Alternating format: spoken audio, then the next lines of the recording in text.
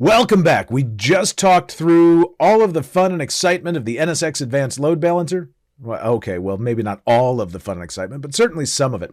Now we're going to talk about the IPSec VPN. We're going to go through and look at what we can provide in this context as we start building into virtual private networks.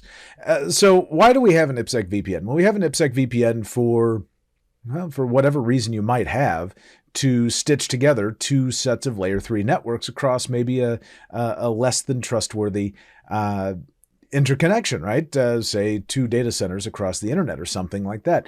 We're going to use an IPSec VPN here for really the same reasons that we would use any other IPSec VPN in any other scenario. The difference here is simply that the IPSec VPN endpoint here is simply part of NSX. Now, as we think about IPSec, as we think about what we're doing and what we're working with, more importantly, in the context of an IPSec VPN, we're thinking about things like key exchange and authentication and encryption and data integrity. And we use some pretty standardized protocols and algorithm sets to work with that, right? In other words, we're using the same things here that everything else that you have that does an IPSec VPN is using. We can look at IPSec VPNs and we can do data integrity or data integrity and encryption, really getting into whether we're just doing an authentication header or if we're doing full-on encapsulating security payload transactions where we get the full encryption process. With this IPSec VPNs, we've got a couple of different ways to move data around. We can work with transport mode, or we can work in a tunnel mode. And really the difference is whether the original IP header is maintained.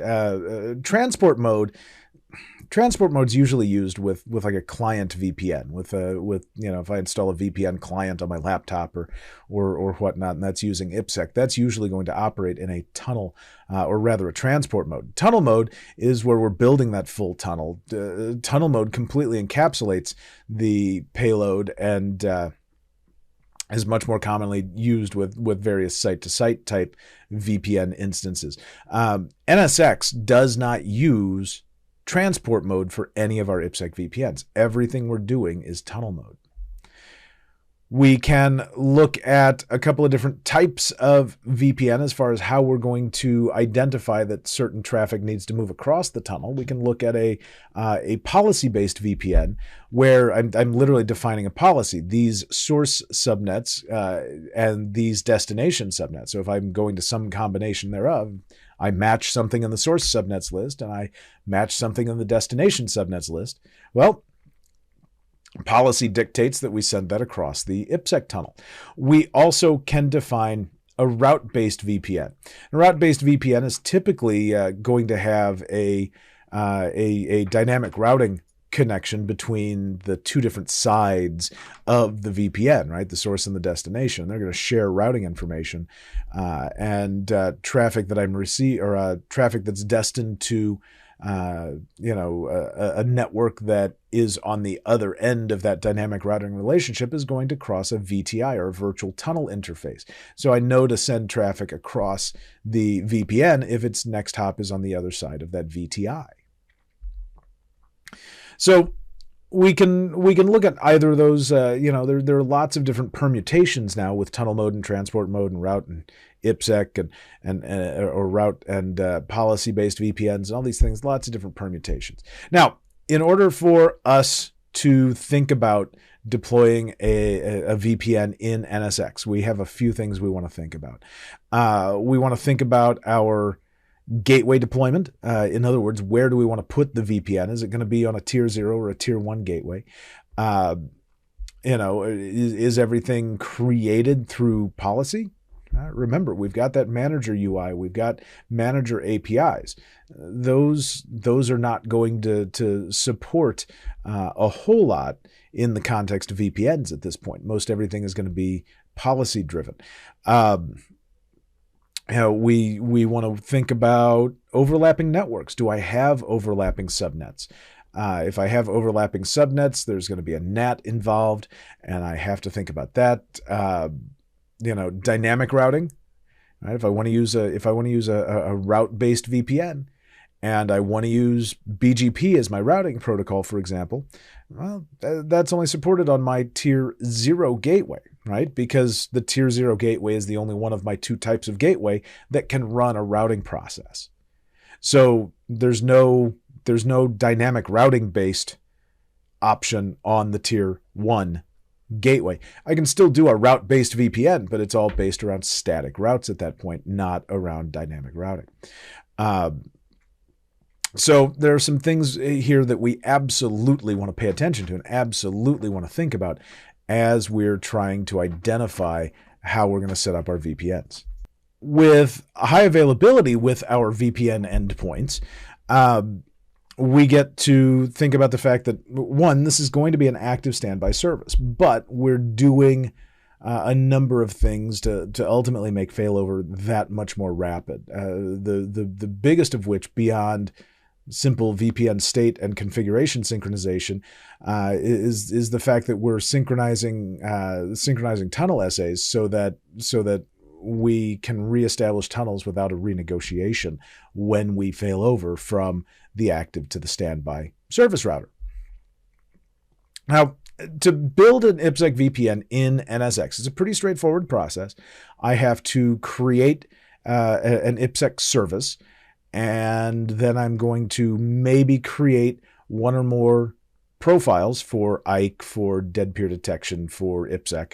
Then I'm going to create an endpoint, right? So I need a service, and then I need an IPSec endpoint to say, this is my local VPN listener or responder. And then I need to configure my VPN session, right? So I need a service, then I need an endpoint, and then I need a session. Okay, those are the 3 components that I have to build to make this work. And notice there are a number of permutations that could be built here and a number of different ways that we could go about things with different profiles we might have to get into. Configuring a service, well, I can go into my VPN services tab under VPNs, under networking, and I can hit the big Add Services button, which is not actually a button. It's more of a drop-down menu. But I select that and select IPSec out of the menu. And this is where I define the object name, right? The IPSec session name, or IPSec service name, I'm sorry, and the gateway to which I want to associate this VPN service, right? That's all I have to do here. Yeah, we've got some other options about logging and things like that, but that's all I have to do is define what gateway needs this particular service. Now, I may go and configure some different profiles. Under the Profiles tab, we can go and select the type of profile we want to look at. We can see my dead peer detection profiles, or DPD profiles, for example. And this is how I'm going to tune, how I'm going to decide when a peer has maybe failed, how I'm going to identify or detect that peer has failed. So I can go ahead and create custom profiles. By the way, these profiles, these DPD profiles, or the IKE profiles, or the IPSec profiles that we're going to see in the next couple of pages, there's some defaults there, and they may work well for you, and they may not. We can always create our own, right? We can always create custom profiles like we're showing here. Now, IKE talks about or defines how we're going to work with Internet Key Exchange, how we're going to negotiate back and forth with the other endpoint about how we're going to deal with key management in our VPN tunnel. So what algorithms and what digest hashes are we going to use, and so on. Are we going to use IKE version 1 or IKE version 2? Things like that, right? That's what the IKE profile is going to define for us. The IPSec profile, this is going to allow us to dial in how we're going to encrypt data. right? What algorithms we're going to use for that, whether we're going to enable perfect forward secrecy, things of that nature. This is where we're going to configure all of these. Now, you may have need to configure your own DPD and IKE and IPSec profiles because you may have your own standards in your organization that you need to adhere or comply with. So, these IPSec profiles and the IKE profiles and the DPD profiles are how you're going to configure our VPN to work with whatever device you have on the other side. So we may have to configure our own profiles. We may be able to use the existing profiles. We can kind of work with that. Once we have those set, we can configure our endpoints. Right? We configure our endpoint. We come in and go into our local endpoints, and we add an endpoint. What we're doing here is we're defining ultimately the router ID and the IP address for our local endpoint. So how are we going to listen for connections, or where are we going to send VPN connections from? Then we have to go configure a VPN session. All right, so adding an IPSec session, this is where I'm going to choose whether my VPN is going to be policy-based or route-based. And as we look, here's a policy-based VPN session. And what we're setting up here is, association with an endpoint and defining policy, right? What are my local subnets? What are my remote subnets? How am I going to authenticate? Am I going to use a certificate or a pre-shared key? All these kinds of things.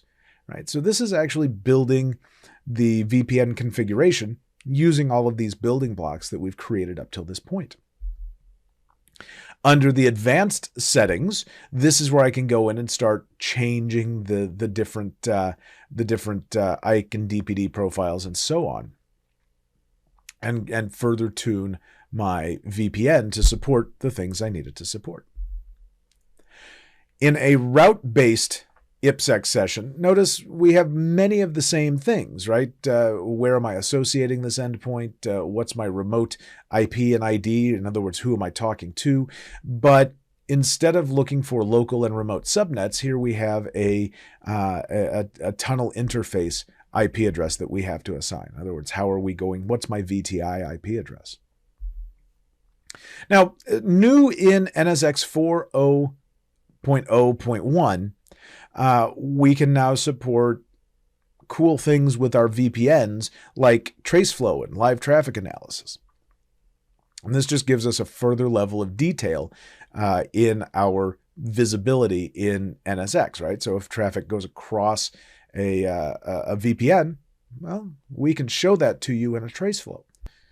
So IPSec VPNs are actually pretty straightforward, right? As we walk through this, we've got our IPSec, we've got, we talked about our different profiles, we talked about our different types of VPNs, whether it's route or policy based. We talked about the fact that we can we can visualize now with live traffic analysis, for example, across our VPN tunnels. Lots of really, really good stuff with IPSec VPNs in this version of NSX. Coming up next, we're going to talk about layer 2 VPNs and how those may come into play in your environment. Come back in the next video. We'll see you soon.